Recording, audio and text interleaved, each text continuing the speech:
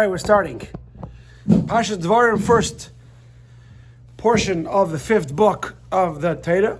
This class is going to take us all the way through the high holidays and through Sukkot. So welcome to the journey. And this class is going to say that no matter how good you are, you ain't good enough. I feel like I'm talking to my grandmother. That means you always got to keep doing it. I'll start off with a story. There was a professor. His name was David Weiss.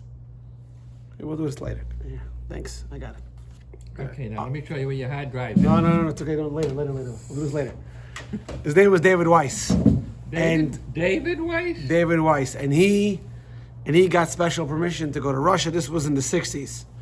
And the Rebbe was very active, being, those who know the history of the Chabad movement, was very active in Soviet Jewry. So he had a meeting with him, and this David Weiss was very impressed by the Rebbe. And he says, finally, he worked up the courage, and he says, Rebbe, who can truly call yourself one of your chassidim, one of your followers? So I'm not so religious as you would expect. I don't dress like you. Says, can I be one of your chassidim? Rebbe looked at him, put his hands on his ass. Rebbe looked at him, and he says, anybody at the end of the day can say that today he worked harder to make himself a little bit better, can call himself one of my chassidim.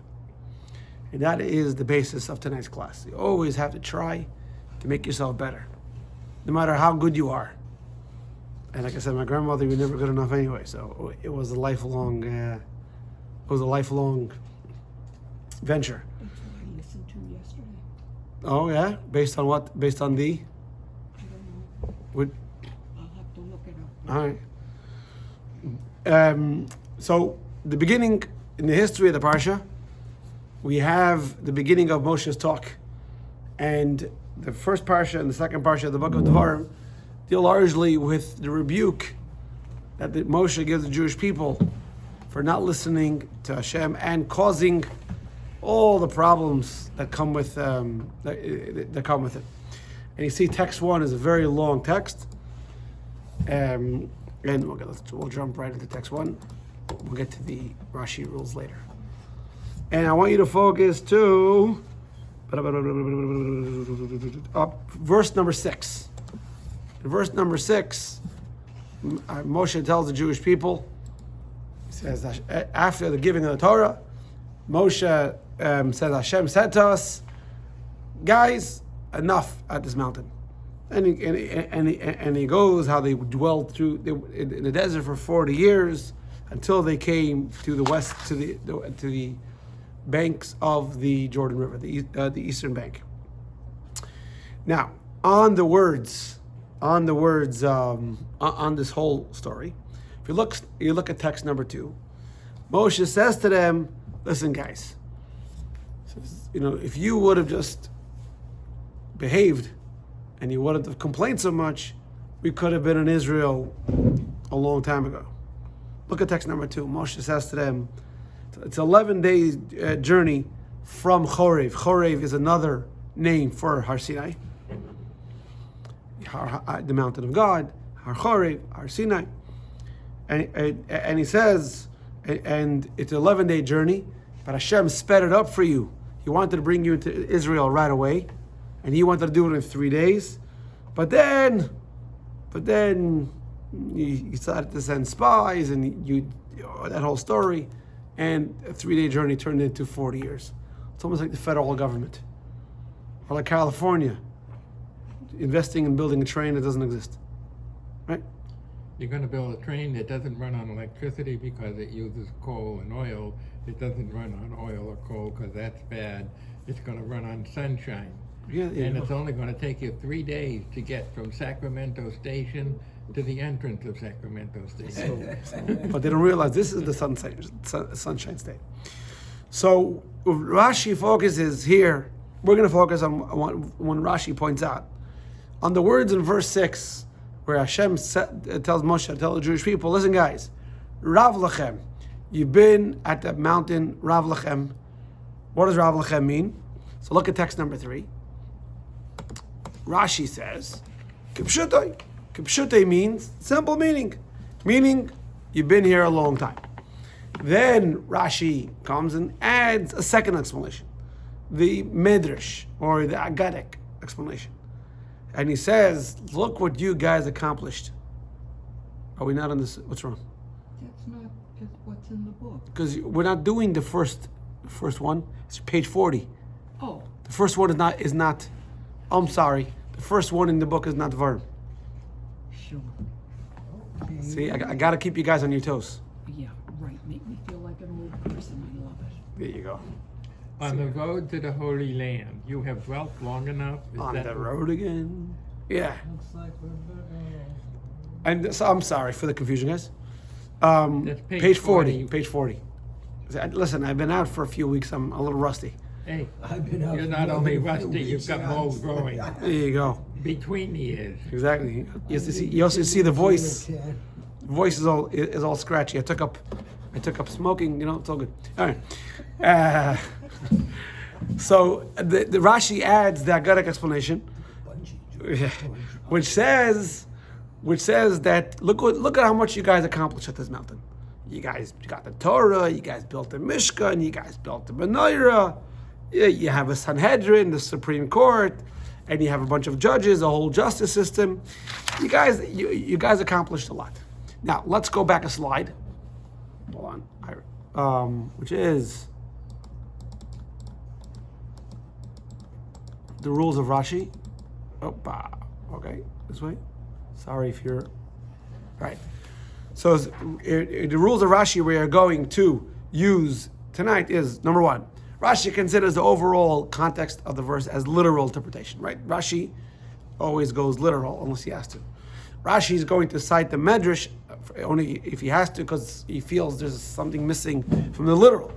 And number 3, Rashi's words can be read in a non-literal way if we're going to have a lesson. And now we're going to get to the questions on our Rashi here. Jumping all the way back to text number 3. Number 1, so Rashi says you had dwelt long enough, and he says kipshutai. Kipshutai means it's interpreted according to its literal meaning. Yeah, obviously. What's Rashi telling me? To translate the word literally? Why wouldn't I? I only don't translate the word literally if you tell me not to. Otherwise, what do? I translate it literally. Right? Rashi doesn't tell us every other verse to translate it literally. That's how you're supposed to. Right? So what's Rashi telling me when he says when he said the words over here? When it says Rav Lechem a lot, translate it literally. Obviously. But as we learned, we're the ones missing something. Number 2, the words Rav Lechem, you've been at this mountain for a long time, makes sense. Why does Rashi add the Medrash? What does the Medrash add? I mean, obviously it adds, but many times Rashi doesn't quote the Medrash. Why does Rashi bring the Medrash here? He only brings the Medrash if there's something missing. What's missing? What's missing in the literal that the Rashi had to bring the Medrash? It says number 3, if you look at the Midrashic explanation, it says over there, you guys did a lot at this mountain. You got the Torah, you made the Mishkan and the Menorah. What about everything else? They also made the table, they also made the ark, they also made the altar. They made a lot of stuff. Why the Menorah? Too many questions? I know you got, if I'm rusty, you guys are also rusty, right? Why the menorah? Why does he point out, right? 7 branches, right? 7 branches. Yeah, but so what? Why does he point out the Menorah? So obviously, we're missing something. There's something there that we're not picking up on. So, if you remember because you guys are all biblical scholars, especially you that are watching online, you have the books in front of you, you have access to Google. Ira has Google in his head. Right? That's what my head is, Google. Yeah. It's all Google. It's a bumble. So this is not the first time these words appear. Rav Lachem has appeared before in the book of Bamidbar. We just finished. You go back a ways, like 6-7 weeks ago. Not even. What are you talking about? 5 weeks ago, maybe. To the portion of Korach. Remember this portion of Korach? Portion of Korach is the beginning of the Parshat, deals with Moshe's first cousin, Korach, who comes to Moshe and says, "Why are you the leader and Aaron the high priest? We want to be the high priest." Remember that story? Yeah. And then kind of jealous. And then Moshe organizes a guy, takes the Korach behind the alley, busts some kneecaps. That's the end of the story. Doesn't end well for Korach. Doesn't end well. Sorry. He swims with the fishes, right? Because you don't mess with the boss. But we find in Parshas Kairach that Moshe answers Kairach. Listen, guys, come on. God already elevated you higher among the Jewish people, right? You have 11 tribes, or 12 tribes that are Israelites, depending how you're going to count it. God elevated you to serve in the temple. You're Levites. Now you want to be a Kohen also? I mean, come on, man. You're being. I give you a finger. You want a hand. And stop being a chazer. So Moshe uses that term, Rav Lachem. And look at text number 4. It says, Moshe says, how do you translate the word Rav?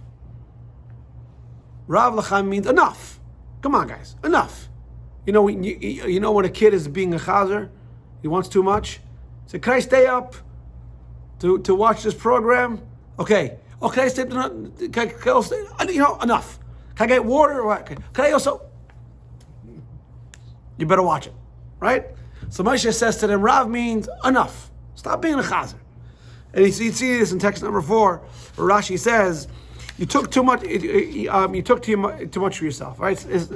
Stop too much. So now the question is, Rashi is obviously comparing the Jewish people staying on Mount Sinai to the story of Korach. An obvious question is, the story of Korach was a story of rebellion against Moshe.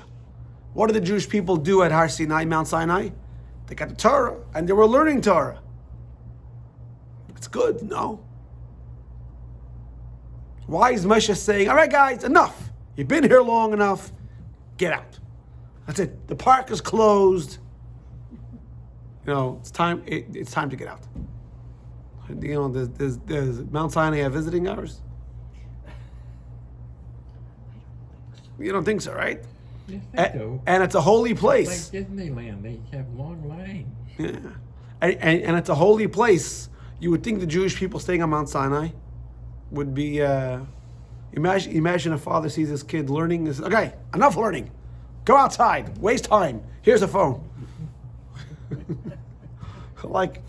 Here the Jewish people are at Mount Sinai. Simpson, yeah. Here the Jewish people at Mount Sinai. It's such a special place, and God says, enough, get out. So now we have to learn an explanation of why they want to stay at Mount Sinai. Especially in modern times, where I don't want to get too political and controversial, but there's a certain segment of the population that want to do things that other people do, right? Boys and girls, in Jewish law, in general society. I once heard it from a rabbi. He said, know a rabbi? "Huh? You know a rabbi?" Yeah. In order to fake being one, I had to copy from someone else. Monkey see, monkey do.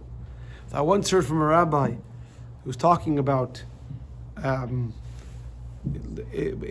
people that, let's say, women want to do this or A, B, and C, whatever it is. I don't want to get sidetracked by whatever it was. He said it's not so much the question of what they want to do; it's the motivation why they want to. Because sometimes an evil intent or a bad intent can be dressed up as something good. The Friedrich Rebbe writes in Ayim Yom, so he's saying that his father, the Rebbe Rashab, Shalom Dever, taught him that if you have to be praying, and all of a sudden you get the inclination to learn, you think it's a good inclination or the evil inclination? It's the evil inclination, because right now your job is to pray. So, and even if that inclination is to learn Chassidus, that's not the evil. It's not a good inclination. It's the evil inclination. And the previous Rebbe writes, I had no idea that the evil inclination could come dressed up like a chassid, right? Sometimes the evil inclination comes to you dressed up looking like a tzaddik.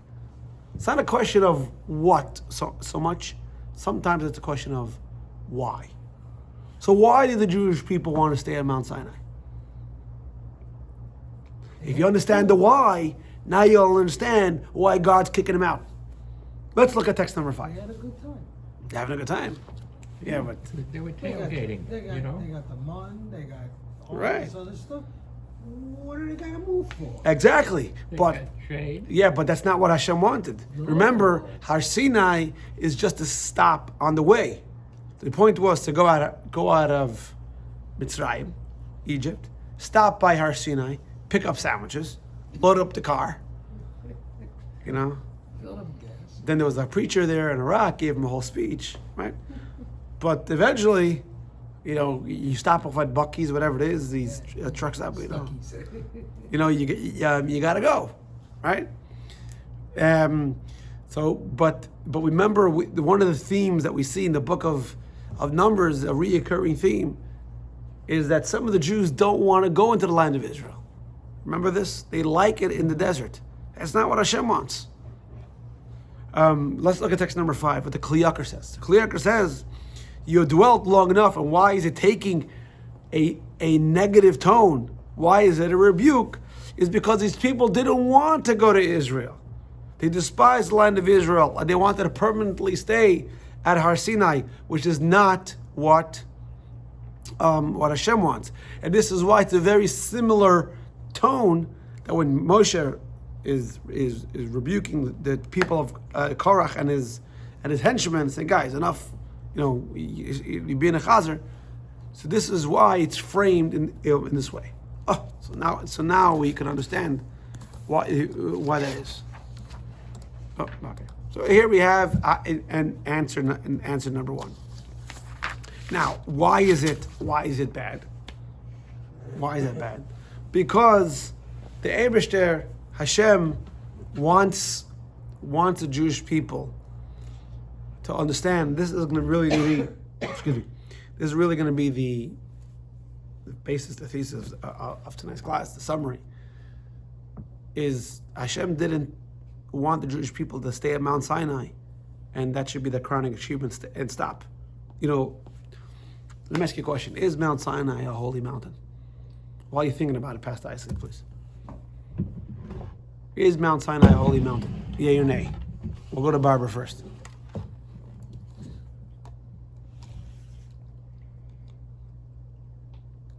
You see him in shorts. Yes or no answer?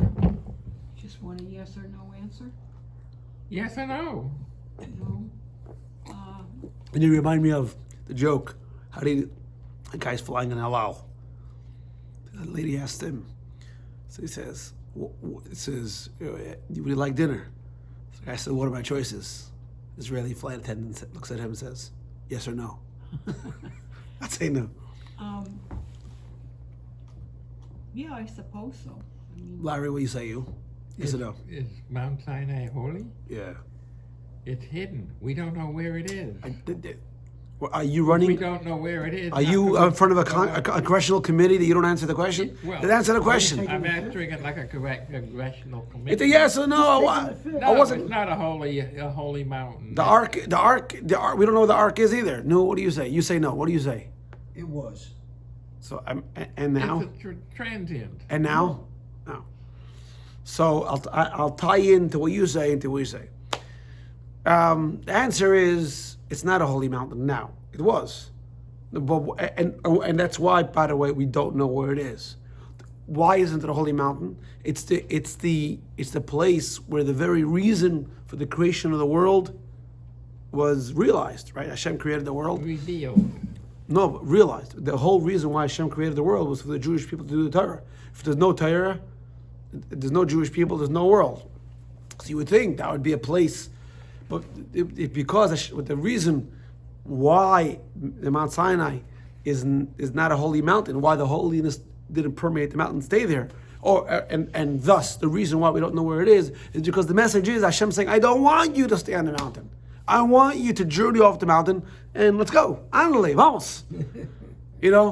That's meaning I want you to grow from it. Yeah, I charged you up and I gave you a mission, and now, go. Tough love. Not tough love. It's what Hashem. Love, yeah, get out of here and go get a job and. Now I gave you a job. Now go. You got the degree. Now use it. But by the way, that's why the location wasn't passed down in through the generations, because it's not important to us where it is. I mean, the Christians, they say they know where it is. Well, they built a monastery up there where they think it is. It's interesting. They think they came along. We already didn't know where it was, but who cares? Even, let's say they're right. You ever see the rock? They say it's from Mount Sinai. You ever see it? That it's like inside the rock is a picture of a thorn bush, and no matter how many times you crack the rock, the picture is still in there. They say that's from Mount Sinai. I don't know. I once saw it. So once, whether it's true or not, I have no idea. People. Which rock is this we're talking about? Officially, it's a rock from Mount Sinai. A rock. Yeah, a rock. Yeah. Who has it? I went to when I was a kid, so I don't know. Oh, Listen, I've never heard of it. if you want to get souvenirs, you can go to Israel. They're full of stuff. No, I've got a rock from Mount Rushmore. I just noticed it sitting on. Oh, you know where my they broke head. off the guy's nose? Ah. No, well, it's a piece of snot actually. Yeah. But this is the idea. The idea is that Hashem wants us to journey and to grow, because you stand on Mount Sinai, and then what happens? And you stay. Which is a good time to tell the famous joke. I know you guys have heard it, but the Jewish kid and the Christian kid are having a discussion, and the Christian kid asked the Jewish kid, says, you go to public school? He said, no, I go to yeshiva. Yeshiva, what's that? It's a Jewish religious school. Oh, what do you study there? I study the Torah and the Bible. To do what? To become a rabbi. So how does it work? Well, you study for 10 years, whatever it is, and you get smicha, he tells them the whole thing, and you become a rabbi. And then what happens after you graduate? No, you're always a rabbi. You get a job here, you get a job there, you're just a rabbi. You get different degrees, but that's it, you're a rabbi. Oh, interesting. And the Jewish kid asked the Christian kid, are you in public school? He says, no, I'm in a Christian private school. And then what happened? Well, if I decide to continue in my religious schooling, I go to a seminary, what do they call it? I don't know. Seminary. A religious seminary. And then what? Well, you graduate, you become a priest. He says, and then what? Well, if you work very hard in your community and you help the poor, yada, yada, yada, and you're a very special person, they make you a bishop. And then what? Well, if you're very special, and then they make you an archbishop. And then what? He said, well, then the guy's getting all inspired. He says, I'm a cardinal. So and then what? Oh, if you're really special and you're chosen, you become the Pope. And the Jewish kid says, that's it? No more? So, well, come on, man. What do you want from me? To become JC? He said, why not? One of us did it. Right? So the Torah, getting back, so the Torah is saying, the message of the Torah is, you always have to be progressing. Even if you're at Mount Sinai, and you're in a very, very special place, you always have to be progressing. Even Yom Kippur is 24 and a half hours, 25 hours. And what do you do after Yom Kippur? You leave shul, and you start building the sukkah, by the way. You know it's a mitzvah to start building the sukkah on the night after Yom Kippur? Or you start doing something. Why? Because you start implementing, you move. The idea is not to stay inside the shul. I know we're very far away from the book of Genesis, but this is one of the lessons that Jacob learned. He said Yaakov was a simple man, a man who dwelled inside the tent. What was his dream? His dream was to live next to his father. Right? What better? To live next to your father, Isaac, grandfather, Avram, until he passed away. Learn, stay there. Right? There's no better place. Hashem says, that's not what I want. Hashem says, no, get out. Go to Lavan, right? You have to go to Haran. This is what the Torah demands of us. Even if you're in a very special place like Mount Sinai, you have to continue to push yourself. Let's look what the text number 6, what the Rebbe says. He says, here Moshe wants to explain to the Jewish people the progression of events, starting from the situation at the time of receiving the Torah until their current situation on the other side of the Jordan. He emphasized that in truth, the Jewish people should have entered the land shortly after Mount Sinai. It was only because of the sin of the spies that they were delayed. Therefore, it must be pointed out that even back when the Jews were still at Mount Sinai, Hashem said, listen guys, I don't want you here. I want you straight to the land of Israel. And now you understand why he says, guys, enough. Get out.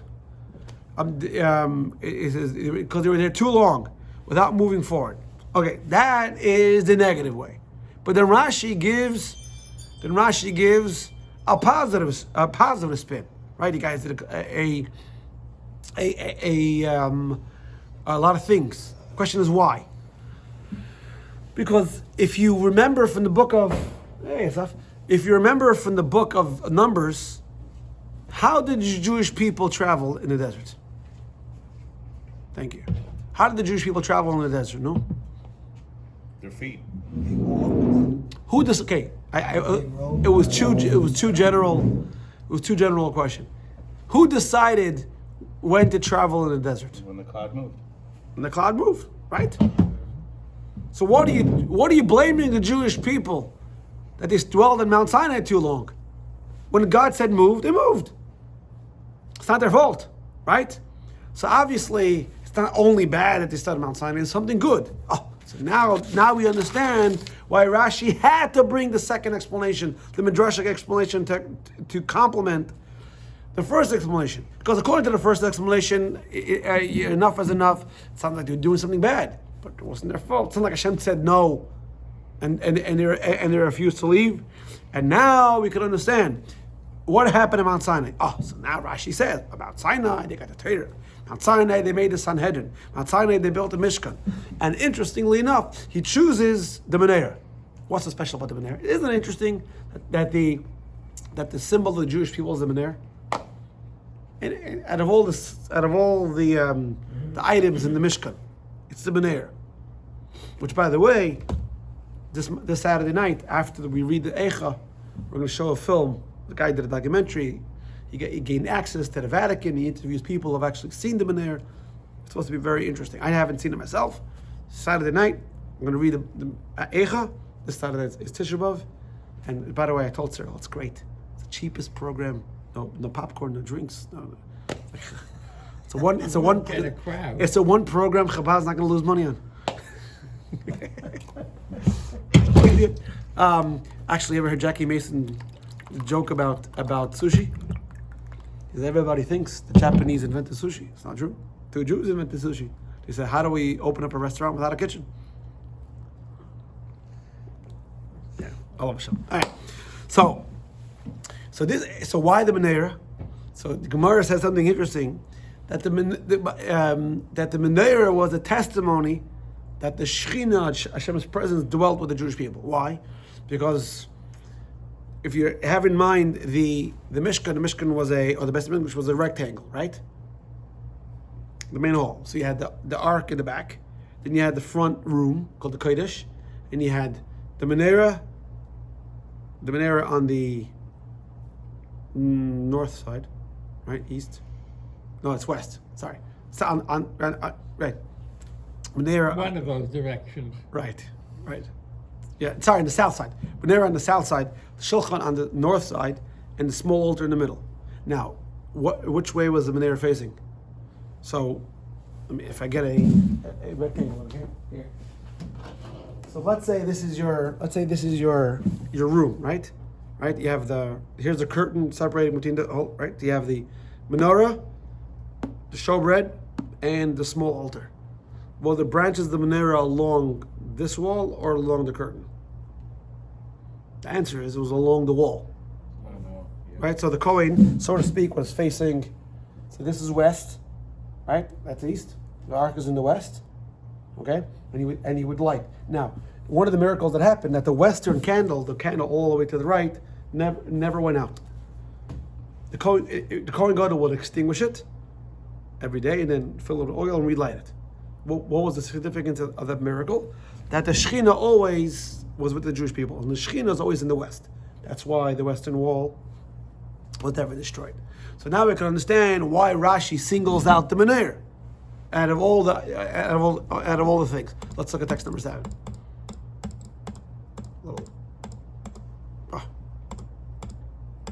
Okay, our rabbis taught about the western lamp. It was a testimony to all the creatures on earth that the Shekhinah was with the Jewish people, because the Kohen Gadol would place in it the same amount of oil, and with it you would begin kindling it, and it would begin cleaning it, and it burned continuously until the following evening. And this is what it is. And so our job is to always accomplish things, always doing. It's the famous story of the Tzemach Tzedek, the third Chabad Rebbe. Losing my throat. I was having a discussion with my wife. I tried to have an opinion. I lost my voice. And she said, serves you right. Exactly. Right. So this famous story with the Tzemach Tzedek, that when he was a young boy, he was out in the yard with other kids during recess. With his brother? No. You're talking about the one with the taller? No, that's the Rebbe Shab. That's there.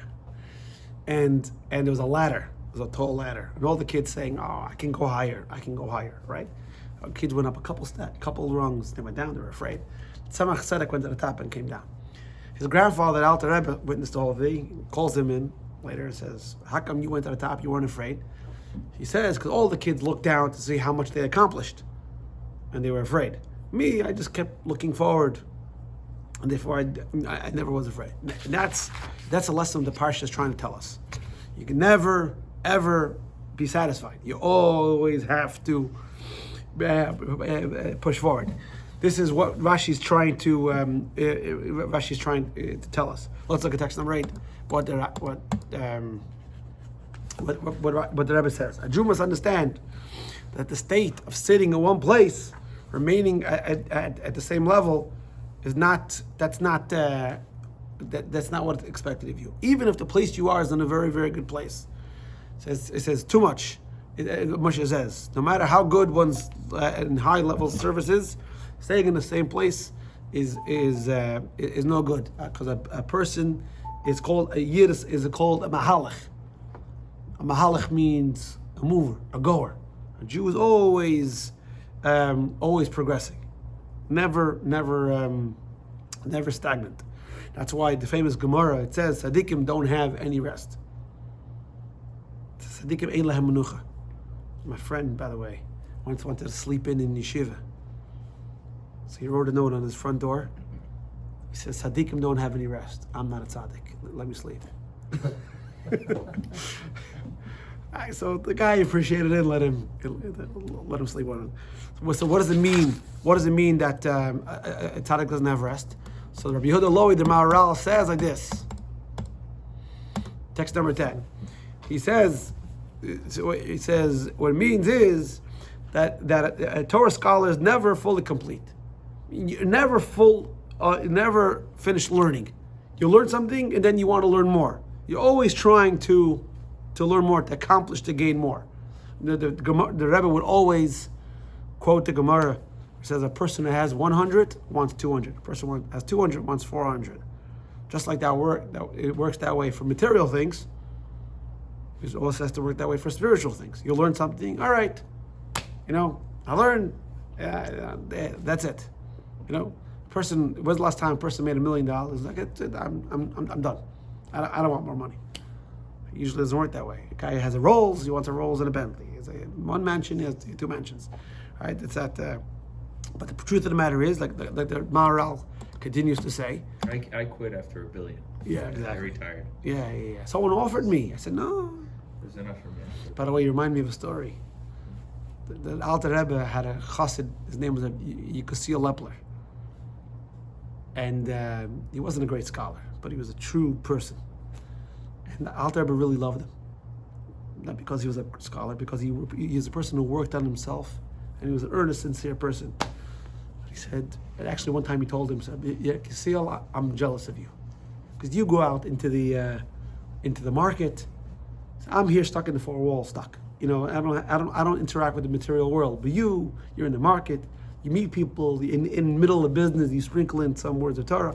One time he said, Rabbi Kasil, he was feeling love for him. He said, I want to give you a bracha.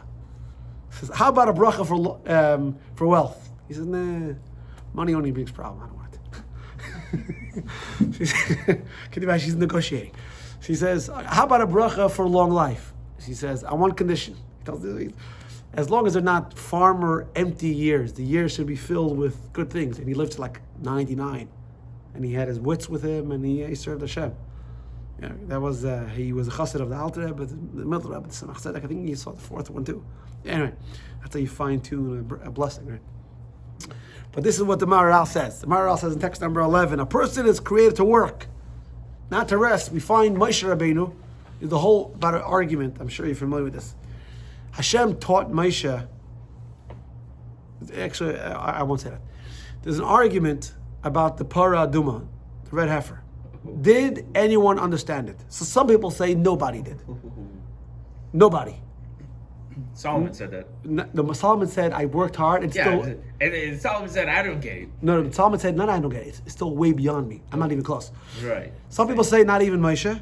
There are some opinions that say Hashem did tell Moshe. Hashem said, I won't tell anybody else, but I'll tell you. The question is, when did Hashem teach Moshe that? Some people say he taught him at the time when he taught the law, he taught him the reason. There's an opinion that says Hashem on Moshe's last day said, all right, Moshe, I'll let you in. On his last day, Moshe learned something new. It means even if you're Moshe, even on your 120th year, you've done a lot, a person always has to work. Which, by the way, ties into the thing the Rebbe was very against the idea, the American idea of retirement.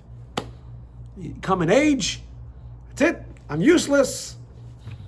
Wake up the next day. Maybe a person gets older and they realign their focus and where they put their energy. Maybe you can't, work in an oil rig anymore, whatever it is. But these days you can't tell anybody you can't. Sorry.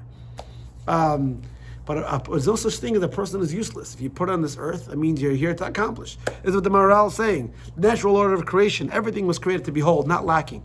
A person can't reach a sense of wholeness unless they're feeling engaged and active. The Maharal wrote this in the 1500s, and we know today, psychology says, a person has to feel like he's worth something. If a person feels useless, by the way, I can tell you, I'll give you $1 million just to sit in the corner. After a few days, there's a mashal Chassidus says, there was a king who it was in the palace. One time he was driving through his kingdom. He saw a guy working in the field. And I don't know, the rhythm of the guy, shoveling or doing whatever was very smooth, whatever it is. He said, I don't want to schlep to the field. So I'm going to pay you just to do the same motions. Ouch, that hurts. This way. Did you do your exercises today? No, yesterday. It's getting better. Anyway, so and I'll pay you handsomely, more than you make in a whole year. I was like, for sure. He came to the palace, and he's doing the thing. After a few days, he tells the king, he says, I'm sorry, I can't. So why? I'm not paying you enough? He says, you are, but I'm not doing anything. A person has to feel accomplished. You need value.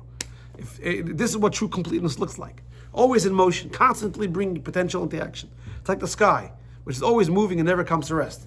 It can't exist without movement. The movement itself is what makes it complete. And so too, the Maharal continues, a person wasn't created to rest or to be fully complete from the beginning. They can't reach the end of their work in a state of rest and perfection. Their completeness comes from always striving, constantly bringing the potential into reality. And Rav Kook says, it's not always that a Chabad class quotes Rav Kook. So, I want to, point it out. Are you going to talk about what Nachman was mentioning next week? I don't know. Not after next week. Maybe next week too. Now. Next week we'll see. And this is why Torah scholars have fulfillment and enjoyment because they're always learning. And the Vilna Goyim, talking about going for Rav Kook, the Vilna Goyim done his classes. Before Mashiach comes, they're trying to bring Mashiach, right? And make Shalom. So the Chabad classes we have the Alter Rebbe, we have the Tzemach Tzedek, Vilna Goyim, Rav Kook, Litvish. And he says, this is something very powerful. He says, if you're not progressing, it's not like you're staying in one place, you're moving backwards. Because there's no such thing as a human being is static. You can't just stay. Says the only time you're not moving backward is when you're asleep. So if you're awake, you have to try to be improving, and that's what he says in text number 13.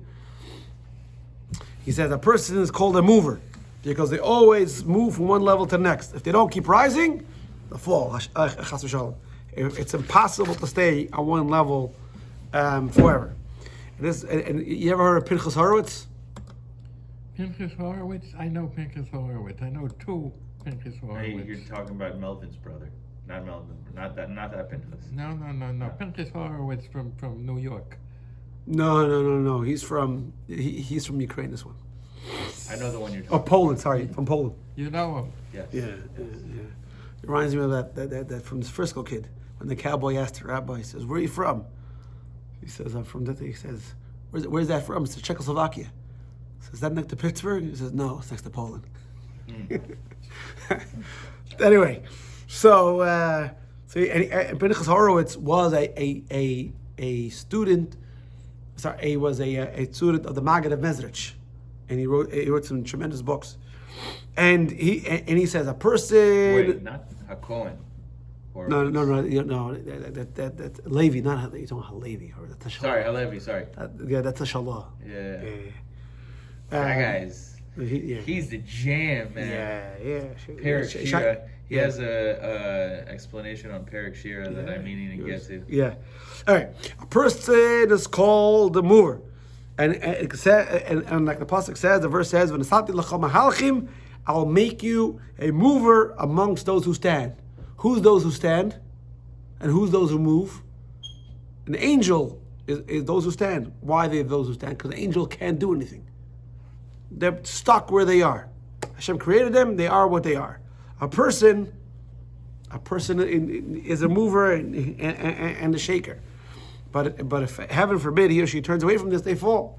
That's why it says to turn away from the grave below, because if they don't rise, God forbid, they fall. With this, we'll understand what the Rebbe says in the Gemara. I've never spoken a word and then gone back. And then when Hashem grants a person the ability to rise through the levels of Torah, it must be careful not to turn back. And he continues, and he says a tzaddik is called a mover, while a malach is called a stander. And the reason is that a person moves from one level to the next. And this is the lesson that we have to take for today. We always have to try. People get discouraged or confused in thinking that the Torah demands perfection. Torah doesn't demand perfection. Torah demands work towards improvement. That's what it is. And we're segueing to the Beinoni in the next class. That's what a Beinoni is. A Beinoni is not someone who's perfect. A Beinoni is somebody who's fighting to make himself better. That's what it is. And when you think about it, it gives you a lot of hope. Because you look in the mirror and you see a rotten person, you can get discouraged. But if you say, listen, maybe I ain't perfect, but I'm a little bit better than I was yesterday, and that's, let's say a guy is smoking. He smoked 20 cigarettes 2 days ago. He smoked 19 cigarettes yesterday, and today he smoked 18. Right?